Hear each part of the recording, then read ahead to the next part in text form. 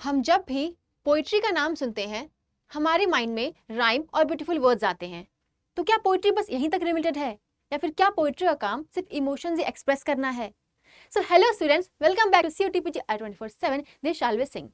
आज की क्लास में हम पोइट्री, उसकी हिस्ट्री, उसकी ओरिजिन, उसके मेजर टाइप्स और राइटर्स को कंप्लीटली कवर करने वाले हैं इन जस्ट 10 मिनट्स। मैंने पिछले सेशन में ड्रामा को ऐसे 10 मिनट में बहुत अच्छे तरीके से कवर किया था। आज पोइट्री करेंगे और आगे ही ऐसे 10-10 मिनट में हम अपने लिटरेचर की जॉनरास को एक्सप्लोर कर लेंगे, पढ़ लेंगे। So let's start the video. Poetry in literature, history, types and major examples. तो पहले हम पोइट्री वर्ड्स की डेफिनेशन समझते हैं, पोइट्री वर्ड्स की मीनिंग समझते हैं।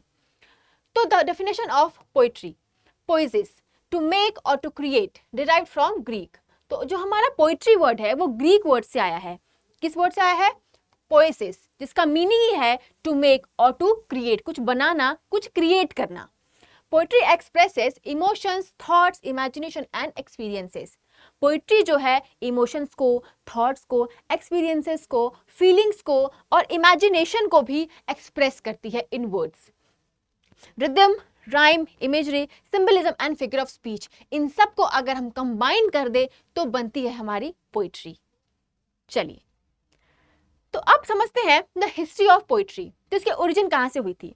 Poetry is one of the most oldest literary form. It began as an oral tradition. Poetry word कहां से आया वो तो हमने पढ़ लिया, बट पोइट्री कैसे आई? पोइट्री बेसिकली ओरल ट्रेडिशन से आई है। पहले के टाइम में पोइट्री को गा के सुनाया जाता था, मतलब कॉपी पेन तो था नहीं, तो लोग गा कर ही पोइट्री को सुना दिया करते थे। इस पोइट्री फॉर्म जॉनरा को हम बोलते हैं बैलेड, जो कि पहले गा कर सुनाया करते थे। जैसे हमारी दादी नानी हमें कोई भी कहानी, कोई भी पोयम गा के सुनाती हैं। ठीक है।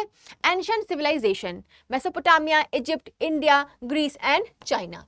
अर्ली वर्क्स, थोड़ा पोइट्री के अर्ली वर्क्स को देख लेते हैं। The epic of Gilgamesh, the Rigveda, the Iliad and the Odyssey, ये हमारे अर्ली वर्क्स हैं।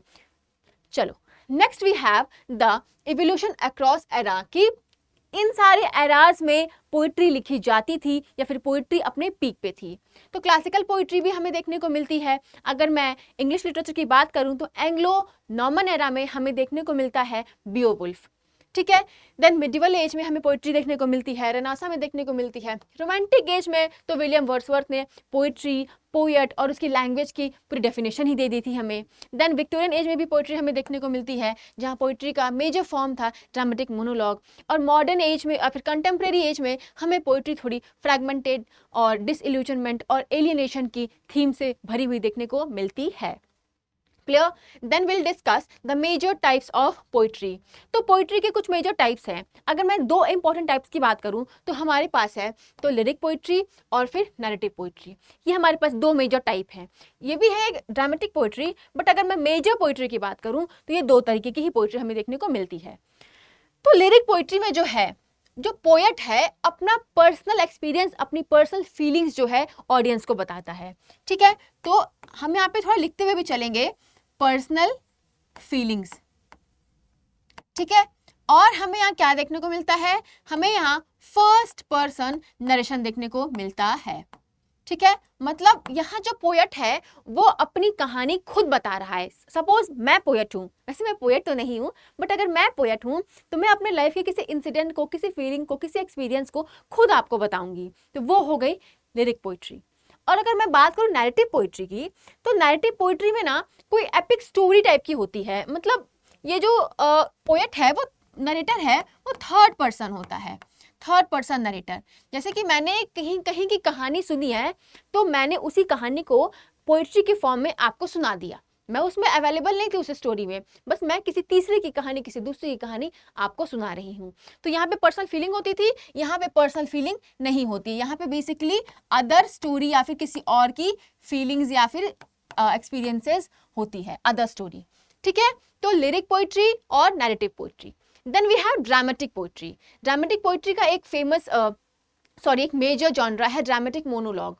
ठीक है, जिसको हम आगे अभी हम डिस्कस करेंगे। ठीक है। तो let's discuss lyric poetry. Lyric poetry के कुछ मेजर फॉर्म्स हैं। Forms like sonnet, ode and elegy. ठीक है। सोनेट सबसे बेसिकली जो फेमस है वो है Shakespearean sonnet. Tell me in the comment section कि शेक्सपियर ने टोटल कितने सोनेट्स लिखे थे। ठीक है। तो अगर मैं सोनेट की बात करूं तो सोनेट को सर थॉमस वॉइट ने इटली से इंग्लैंड में लाया था। ठीक है, इसको डिस्कस कर लेते हैं। सर थॉमस वॉइट ने सोनेट को कहां से लाया था? इटली से इंग्लैंड में लाया था। ठीक है, इटली में जो सोनेट थी उसका जो स्ट्रक्चर था वो डिफरेंट था। उसका स्ट्रक्चर था ऑक्टेव प्लस सेस्टेट का, ऑक्टेव प्लस सेस्टेट का, जिसे हम पेट्रार्कन सोनेट के नाम से भी जानते हैं।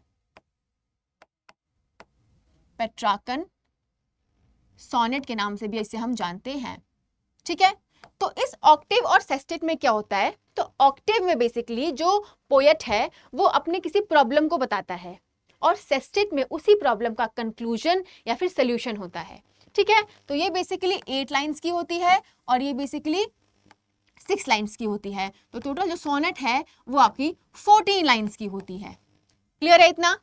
देन अगर मैं बात करूं सर थॉमस वॉइट की, इन्होंने इटली से इंग्लैंड में सोनेट को लाया था। तो इन्होंने क्या किया? इन्होंने 8 + 4 + 2 मतलब 6 को तोड़ दिया इन्होंने 4 + 2 के फॉर्म में और कंक्लूडिंग कपलेट को ऐड कर दिया। किसको ऐड कर दिया? कंक्लूडिंग कपलेट को।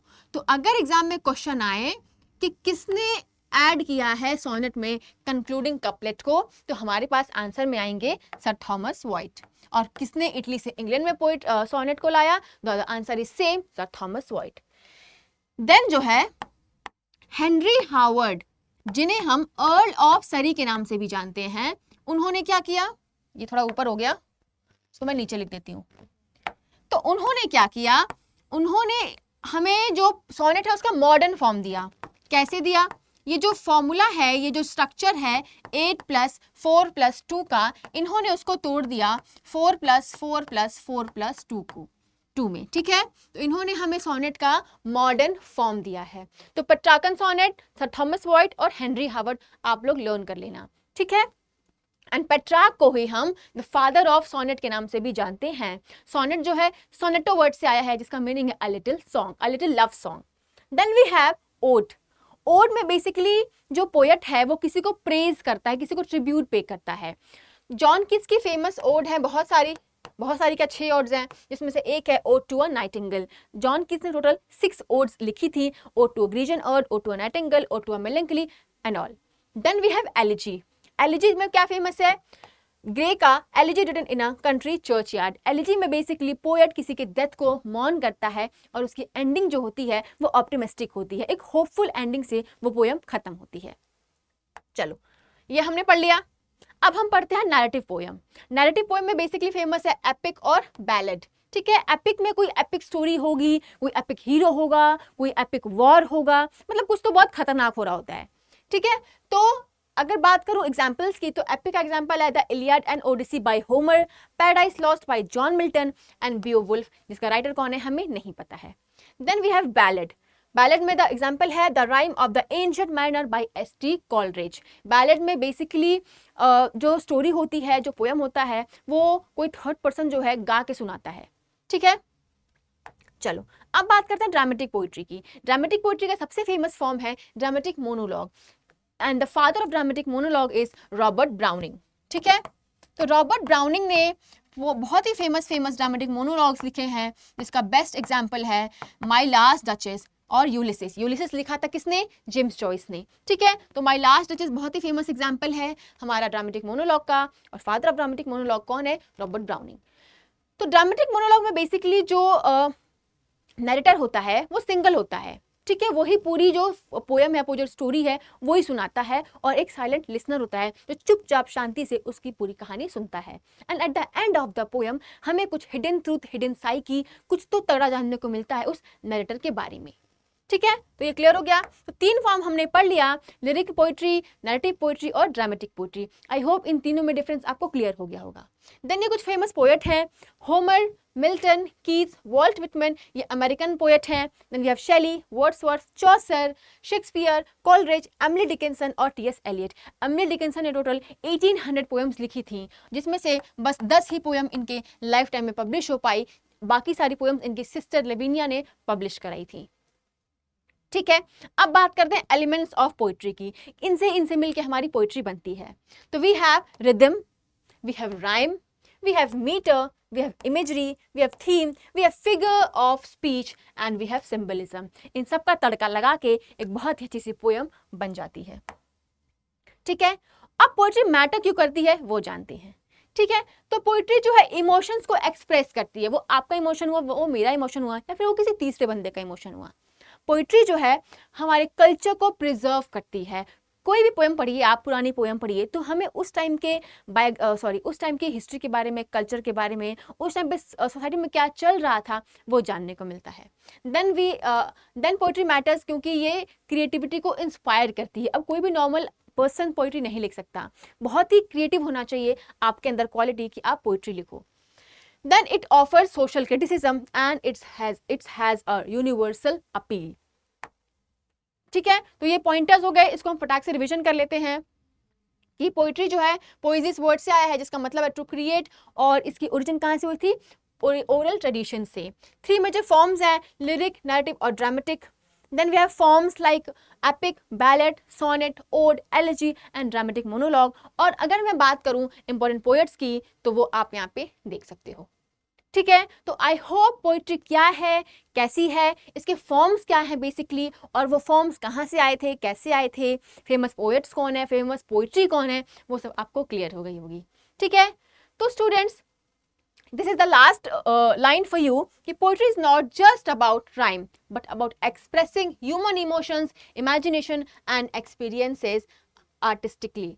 ठीक है, पोइट्री जो है वो बस इमोशंस या पोइट्री जो है वो बस राइम और रिदम से नहीं बनती है। पोइट्री जो है वो एक्सप्रेस करती है ह्यूमन इमोशंस को, एक्सपीरियंसेस को, इमेजिनेशन को और बहुत सारी चीज़ों को। ठीक है, तो स्टूडेंट्स अगर आप तैयारी कर रहे हो for COET PG in any subject तो आप हमारे बैचेस में जुड़ सकते हो by calling on this number 9667589247 पे। और अगर आप तैयारी कर रहे हो पर्टिकुलरली फॉर इंग्लिश लिटरेचर तो दिस बैच इज लाइव और क्लासेस बहुत ही जोरों शोरों से चल रही हैं। आप बैच में एनरोल करो by using the coupon code SS02। ठीक है, हमारी जो फ्रेंडशिप डे सेल थी उसको आज एक्सटेंड किया गया है और 50% ऑफ मिल रहा है आपको सारे बैचेस पे। आप इंग्लिश लिटरेचर के अलावा अगर कोई और बैच भी लेते हो तो आपको 50% ऑफ मिलेगा अगर आप कूपन कोड SS02 यूज करोगे। तो this is the batch for English literature MA English ultimate 2.0 batch. Classes चल रही हैं तो वेट मत करो बेटा, क्योंकि अगस्त स्टार्ट ऑलरेडी हो चुका है। ठीक है, अगस्त के बाद सितंबर, उसके बाद आ जाएगा आपका त्योहारों का सीजन, फिर ठंड और फिर आपका एग्जाम। तो जितना लग रहा है ना आपको कि बहुत टाइम है, उतना टाइम है नहीं, तो तैयारी शुरू कर दो। तो महापैक में एनरोल करोगे तो भी आपको 50% ऑफ मिलेगा और नॉर्मल बैच में एनरोल करोगे तो भी आपको 50% मिल जाएगा। ठीक है, तो मेक श्योर कि आप अपनी प्रिपरेशन के अकॉर्डिंग बैचेस में एनरोल कर लो। ठीक है, and this is my Telegram ID। You can scan this and join my Telegram group for every notifications, important links and all. ठीक है, और ये रही मेरी मेल ID shalvi.singh@24/7.com। आपको या आपके किसी भी फ्रेंड को कोई प्रॉब्लम है regarding COET PG preparation, notes बनाने के लिए, बैचेस के रिगार्डिंग तैयारी कैसे करनी है, तो मुझे यहाँ मेल कर सकते हो आप लोग अपने नाम, कॉन्टैक्ट नंबर और अपनी क्वेरी के साथ। And this is my Instagram ID InsightsFair English। आप यहाँ भी मुझसे कॉन्टैक्ट कर सकते हो। ठीक है, क्लियर? तो आई होप आपकी प्रिपरेशन बढ़िया से चलेगी और हम फिर मिलेंगे किसी अगली वीडियो में। ऐसे ही 10 मिनट में एक अच्छा सा टॉपिक कवर कर लेंगे। ठीक है, तब तक के लिए बाय बाय, टेक केयर, जय हिंद।